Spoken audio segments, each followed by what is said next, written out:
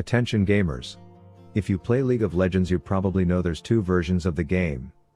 The one we see in the movies starring lead actor Faker, where it's like watching art, a bunch of synchronized swimmers all in sync, they eat together, they live together, all the periods sync up at the same time of the month, and the synergy shows in such a perfect display of what this game is capable of. Then there's the second version that most of us play, where you spend half your life with the color off on your screen while the only person on your team who isn't dead is the Fizz, who is level 5 26 minutes into the game from throwing a temper tantrum in Fountain for the last 20 minutes because your jungler stole 2 caster minions after a gank. The universes are different, but also the champions. With World's Fearless Draft, according to some sus website, there were 102 champions played, which means close to 70 weren't touched. Among those 70 are some of the most popular and strong champions in our piss pit version of the game. Assassin, more like he's ass in the lane. Run it back, don't complain, Zed is trash, I'm just saying. Champs like Teemo or Xerath aren't touched by the privileged K-pop bands playing version 1 of the game, but the craziest example of this is probably Malphite. This hit me the other day when I was getting coaching and the coach said this. What I see from people that I coach in those elos, I think Malphite probably the best one. It's easier to play, it makes people to play teamfight way easier if it's on your team, obviously. If it's an enemy team, then playing teamfight is also hard. People never like play around like Malphite and make him suffer on side lane in these elos, that they will just group up and fight. Basically, in the shit nipple version of our game, Malphite is the knees of the bees because idiots group up, force team fights at bad times and have no way to exploit him, and this is seen in that he's the second highest win rate champ in lower elos with a crazy high amount of games, yet if you get the top ranks he hasn't even been played once in this current patch. He also wasn't touched in any of Worlds, but what I took from that is the lower elo you are, the more you can exploit him being OP in that version of the game, and today that's what I did. So sit back and watch two variants of Malphite builds that result in me getting more fed than I arguably ever gotten, to show that while this champ doesn't exist in one version of the game, he is the main character of the other. Alright, game 1, I just queued up a blind speed game, whatever the hell that mode is called, to test the theory that this is the best champ in the game against shitters, and of course I got put against Floating Aladdin, which basically made my queue feel like busting a nut into a rubber all laning phase. This meant the only way to get in on some action would be to intercept him on the way to commit an act of violence by hitting him with a flash ground smack, light a ciggy under his ass for the kill before quahaha barking at the other two until they pissed off. Then I hit level 6, which mean I got my win fight button, and I originally wanted to show it off to them, but then I ran into my lane mate unexpectedly and my plans changed, as he should have been back at the office genociding midgets in robes and not down here messing around with the huzz, so after punishment was issued I scurried off. That is, until I waited for the parental chaperone to leave so that I could get some alone time with this walking arsenal of Halo 2 weapons, and to ask him why he feels the need to wear so much makeup on his eyes, and if it has to do with the trauma bonding ancestral relationship he has with his sister. Anyways, a couple dozen seconds later and my win fight button was off cooldown, which you probably already know what comes next. Bet you didn't see that one, but it turns out you can donate a few of those to the empty ground and still come out on top. Then, if I'm being honest, I had some anxiety over this dragon fight, as all the boner-provoking abilities I had were currently on timeout, but luckily our large kitten was able to smite the dragon in time, as we then slapped around their pig rider a bit. Rengar did unfortunately die due to AIDS, and then I played like a pussy, not knowing if this floating fuckboy still had his Super Suck 9000 ready to come out, but it just so turns out he would rather run, and in this case that just ends in getting fruit looped and rolled a deadly cat turd for the kill. My new game plan with this StarCraft Arab was now to do dumb things just so I could break a hole in his passive condom, because that thing would certainly get in the way of my plans to optimally screw him later, and as you can see, the pre-planning that I did earlier was worth it in the end. In a different version of the game you wouldn't see a bunch of people jerking each other off in river when there's no dragon spawning for weeks, but in this version I have my ult. I enjoy rolling blunts at bitches, and every time I can be the main character I will have my Sharpie uncapped and ready to sign autographs on the tits of my dead enemies. Then let me display something that you would never see happen in the other version of the game, and that's a Malphite like me walk down into an ongoing project that is very close to completion without my involvement, and then swoop in at the last minute to steal all the credit away from my ADC who deserves it much more.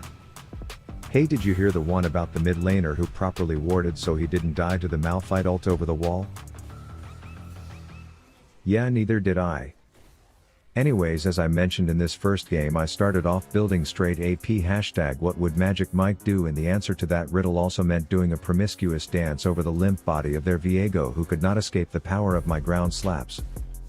Me and Clifford's toxic cousin took tower, and then we kind of just walked at the goth, making fun of his religion and his haircut, but when his support showed up I wanted to preserve my reputation in case I one day want to run for president, so I laughed awkwardly and acted like I wasn't a part of Warwick's violent intentions, which I think was solid PR work on my part, until bam, sit the fuck down in fountain, you can't spell Aphelios without a dead AF, and I totally lived right after. Back mid, and their top laner decided to leave his island, as I'm thinking, okay, I will knock him up, but a bruiser might require other people to take him down. Just kidding, no assists were necessary in the filming of that ult.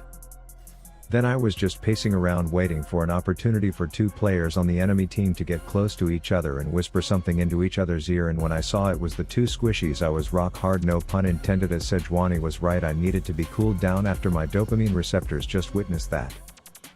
I was now more fed than an unpaid employee during the government shutdown, but that didn't seem to stop their jungler from thinking theft would just go unpunished in my neck of the woods, so he learned his lesson that our red buff does not belong to him. Long story short, my team was definitely not something worth telling my mom about the next time I see her when it comes to their skill level, and I wasn't about to watch an inting Viego crawl into the dead corpses of half my team, so I had to slap the ground and yell defense to put a stop to that bullshit before walking it off. If I'm being honest, this game was pretty close, because despite my KDA, the supporting cast in Malphite the movie were basically a bunch of porno quality actors, so I didn't have much to work with, but I did have my win fight button, which meant Toy Story Aatrox would be meeting his maker, and then due to the concept of a numbers advantage we were able to kill Peggy and Large Pig right after. This is probably where players of the other version of this game would start mapping out strategic plans to take objectives and win the game, but when I locked in this champ I vowed that at a certain point, anytime I even so much as see an ADC existing on my screen, I will be doing everything in my power to be the reason behind their next Reddit rant about ADCs being weak. Turns out Gandalf's anorexic twink of a son didn't exactly learn his lesson about stealing, but here is where I show that I got bored of damage items and decided to cherry on top my build with 2 tank items, which by the transitive property also meant that I was an unkillable raid boss. We had just finished a little arc raiders drop in their base, knocked out an inhibitor, grabbed gold, looked for a yelping peanut, but then we were facing the consequences of overstaying until whoopsie, you guys stood a little too close. Looks like people forgot the phrase social distancing from the COVID days, and in this case that's an important thing to remember. Anyways, they gave up, and my first experience playing the main character of this version of the game was pretty cheeky, but it was time to test it another way. Game 2, full disclosure, I thought was gonna suck as I planned to go tank and I had the wrong runes, but then there was this Volibear to cheer me up.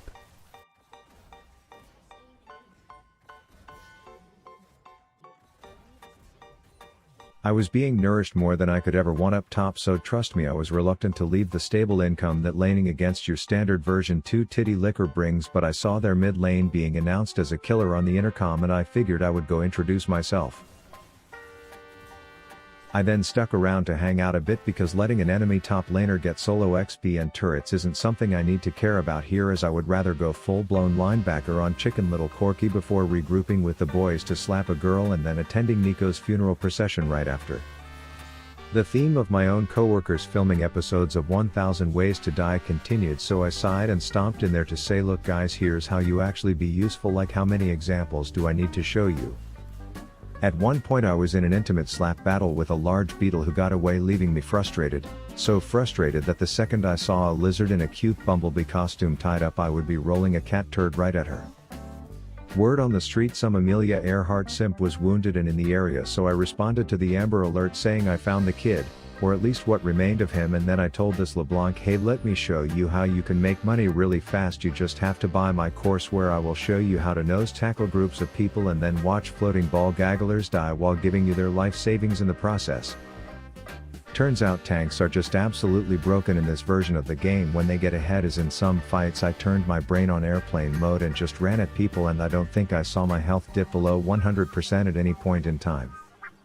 I would stand still in seemingly dangerous situations and emote like a kid raised in the Fortnite generation before hitting my win fight button and watching all these butt buddies disappear in real time. I honestly felt like I was cheating at points, as I could just dive in without any fear of death and no amount of people could kill me.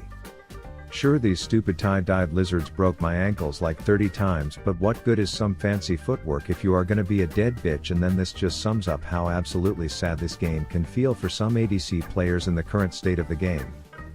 This poor little aircraft literally played an entire game of Monopoly on my ass, and I lost count of how many attacks he got off on me, only for him to end up dead without a paycheck at the end of it. At one point I felt bad about wasting my ult on their Syndra, as I was really looking for a wombo to combo for the video, and I also didn't know how much kill pressure a full tank Malphite would have without his ult, but the results were just hilarious.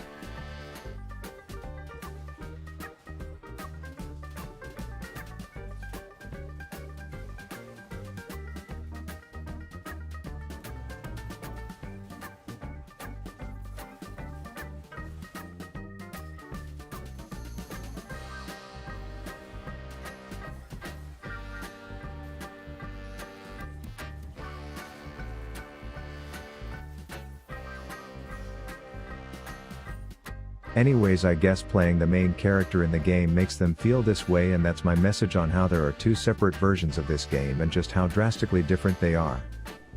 Rav out.